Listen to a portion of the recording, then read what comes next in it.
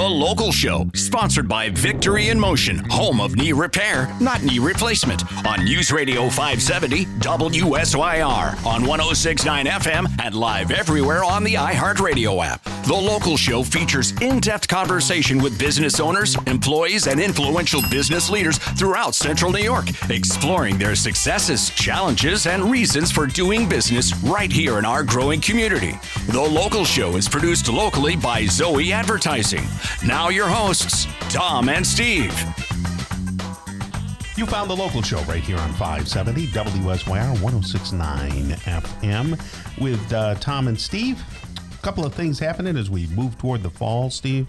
The Aging Advocates is having some big fundraiser, and they asked me to do some music for them and kind of MC, and I'm trying to drag you along. to the event? You don't want to me. the event, yeah. I actually told them. I said, you don't like it when I talk. Come on. I said, how would you like Tom and Steve? Because I'm thinking, I don't want to load the speakers in myself and everything. But so what do they got? When is it? What's going on with it? I don't know. It's in September, like September 23rd. Okay, it's during the week. So Aging Advocates, you'll see Aging Advocates CNY or whatever the website is. Yeah. And it's going to be at our old friend Dan Palladino up at Heritage Hill. Okay, there we go. So there's going to be a lot of people there and all that. Yeah. You know, it's a good day when you can see Oswego from up there. You can, which is like 70 miles away from there. Kind of fun. And then I spent some time this past week up to Clayton and A-Bay. I haven't been up in a long time, but it brings back memories, doesn't it? Our good friends there. Welcome to A-Bay. Still have the sign over the marquee thing going into town. Yeah. But Greg and Ann were nice enough to host us, and we had some clams and did the thing. They got a nice little spot there on the lake. Watched the boats and stuff. It's perfect weather. Yeah, it's a river, Tom, but that's okay. It's a river. Yeah, I always say lake. It's not the lake. I did go up by the bridge just to kind of like feel the vibration of. So listeners maybe new to the show realize that Tom is afraid of bridges and heights. Just a little FYI. So that's what that was referencing. And although I've been over that bridge several times, I don't want to do it again. I would do it if I had to. I don't blame you. Anyway, Yves Pierre-Louis is with us right now. He's the VP of Operations over there at Northside Collision. How are you there, Yves? Hey, I'm doing very, very well, gentlemen. Good. Very well. Good. You're not afraid of bridges. You're not afraid of anything, are you?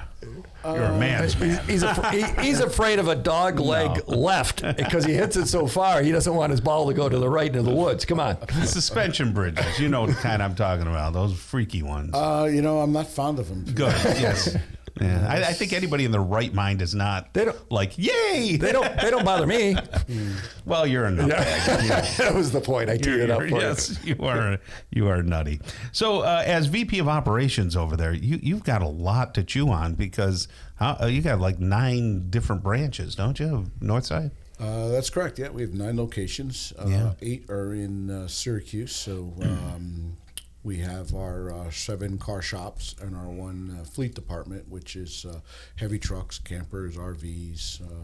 That's boats. a special type of division? It sure is, absolutely. For people. And the thing is, with recreational vehicles, and I've towed a boat for years, so I got used to it. And the way I trained myself back when I first got into boating, not only did I get my boating license, but I took that boat and the trailer to an empty parking lot. And I practiced, seeing how tight I could steer. I practiced backing it up and this and that. And I did that for several weeks to get myself prepared to go out.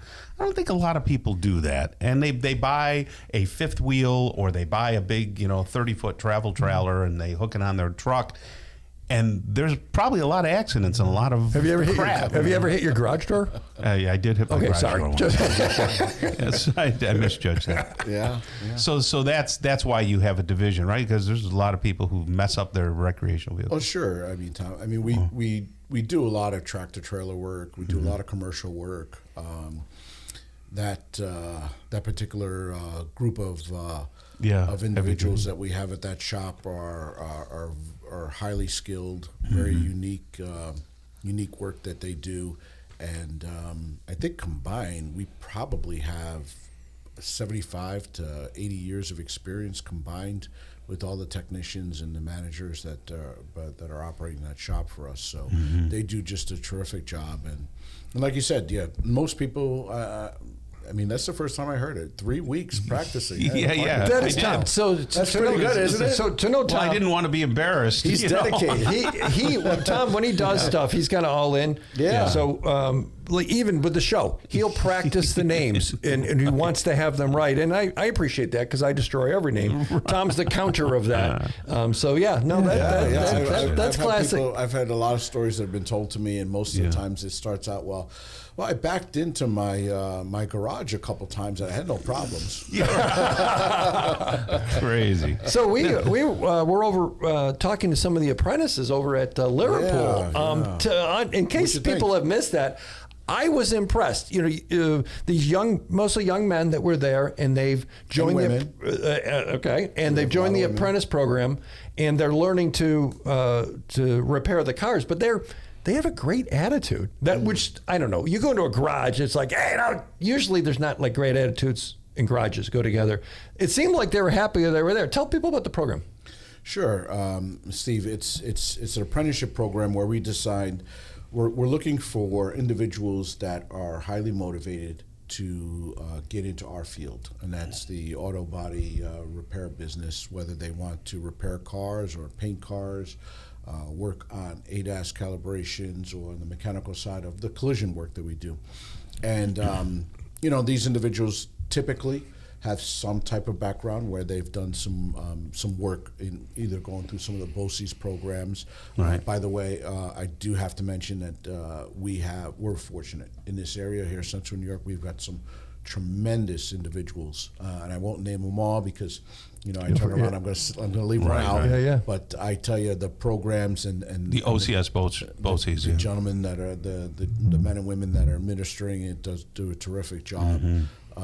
But we find some individuals that have some BOCES training. Some of them may have some skills trainings otherwise in other places, and they decide, hey, you know what? It's time that I take this seriously and I want to take it to the next level. So we provide that. We get them in the program, allow them, provide them with tools, and then we partner them up. We have 2 master technicians in the shop, and we teach them live. How long is that program? So somebody wants to, like, maybe it's kids or grandkids. Here's a great career. It pays well. We talked about that a few weeks ago.